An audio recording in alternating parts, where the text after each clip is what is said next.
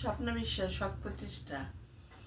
হেরে যাওয়ার আগে লড়াই করতে হয়, মরে যাওয়ার আগে বাঁচতে হয়, বাঁচতে জানতে হয়।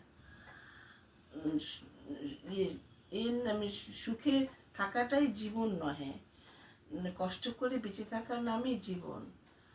কোনো কঠিন কাজ হলে ভয় পেয়ে পিছিয়ে যেতে নেই, সাহস আনতে হয়। একটা স্বচ্ছ পথ তৈরি করে এগোতে পারলে দ্বিগুণ সাহস পাওয়া যায়।